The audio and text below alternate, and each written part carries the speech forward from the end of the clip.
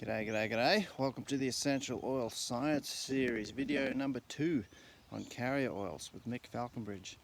I'm standing below a magnificent example of a lemon eucalyptus.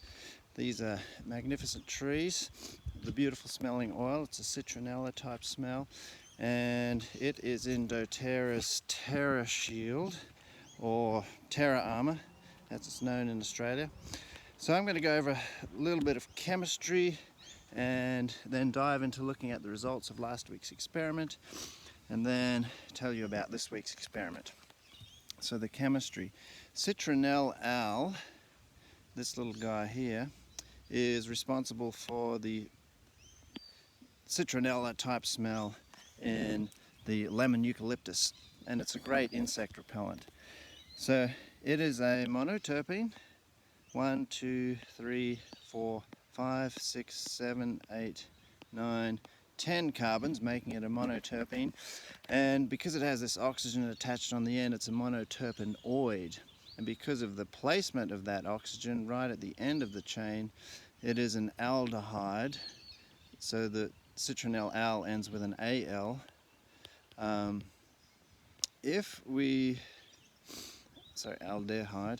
If we replace this, remove this bond, and instead attach this oxygen to a hydrogen atom, then this would become citronellol,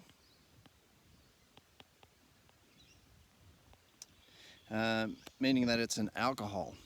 And citronellol is what gives citronella its smell, and that's why lemon eucalyptus and citronella have a similar smell, because their major compounds are so similar. Citronellol is in rose oil, and it's responsible for some of the amazing properties of rose oil, and in germanium oil as well. So that's just a little bit of chemistry. We'll do a little bit more next week. So last week's experiment, let's go over the results. You used your 2 arms. Thank you to those who put in their results down below, and I encourage more of you to get involved in these experiments. They're a whole lot of fun, and you'll get some first-hand experience and be able to speak with confidence about your oils and how they work. So on one arm you placed pure essential oil, on the other one essential oil, and you combined that with some carrier oil and mixed it together. So quite simply, the take-home message, the main result is that this guy smelt stronger, and it did in most cases for the duration of the experiment. So what's going on there? Let's take a closer look at the surface of this arm. We've put an oil droplet on there. If it smells stronger, that simply means that more of it is in the atmosphere surrounding that drop. If there's more out there, then there's less available for the body. There's less going into the body. That's simple mathematics. So a lot of that oil is moving in that direction, outwards, and leaving less for the body to use. On the other hand, over here, when we have a carrier oil, the strong bonds between the carrier oil molecules and the strong bonds between the carrier oil molecules and the essential oil molecules mean that there are less of them, less of those essential oil molecules in the atmosphere. So there's more available for the body. But if, like as one of you did, you use peppermint oil in this experiment, you discover something else about these, about the movement of essential oils, and this time in the direction of the skin. If you use peppermint oil, because it has menthol, which tickles the cold receptors and makes them think you're feeling something cold, you can get a sense for how much oil is moving into the skin. And perhaps surprisingly, well, maybe not, what you discover is that this arm feels a whole lot colder, the one that doesn't have the carrier oil. That means that there's more essential oil moving downwards in this direction into the skin at any given time, so the rate of movement is higher than it is in this case. So take-home message is that there's slow movement in that direction and slow movement in that direction for when a carrier oil is used. So slow release, and that's in both directions. So is this a good thing? Yes, it is. For one thing, you end up with more oil in the skin. Secondly, slow release means a low dose rate. And there's some experiments suggesting that that's not a bad thing at all.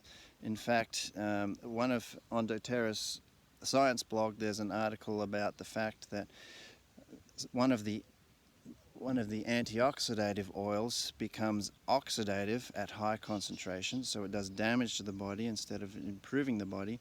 And the antimicrobial effects of many oils are stronger at lower concentrations than higher. So when in doubt, add a carrier oil. It's never a bad idea. Lower concentrations may in fact be more effective. So on to this next experiment, this week's experiment. Our question is, how quickly do essential oils get into the bloodstream when they're applied topically? So the experiment is a simple one, and I'm going to use my hand here to demonstrate. I've drawn a little area here so that I'm pressing on the same spot again and again. Notice when I press it, it takes time for the color to get back into that area. So this experiment is fairly straightforward. I'm going to be using an astringent oil, and that's an oil that will tighten up the blood vessels to see whether it affects the rate at which color comes back into that area of my hand. So the setup is quite simple. I just press that point 3 times, measure the times. I apply an astringent oil. I've used cypress, which is a really good astringent oil, and lemon, which I carry with me all the time. This is my little pouch where I carry my oils, and I have some lemon in there. After I've applied that oil, 30 seconds later, I'm going to take some measurements again, and I'm going to compare those times.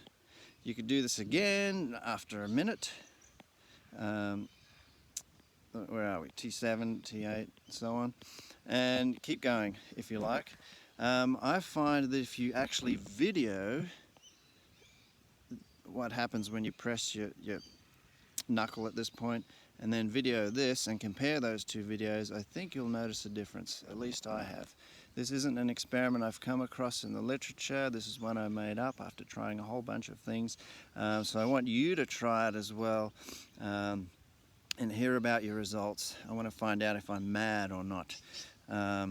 So yeah, even if you don't get any difference in times, please write down the results, because that is an interesting result in itself.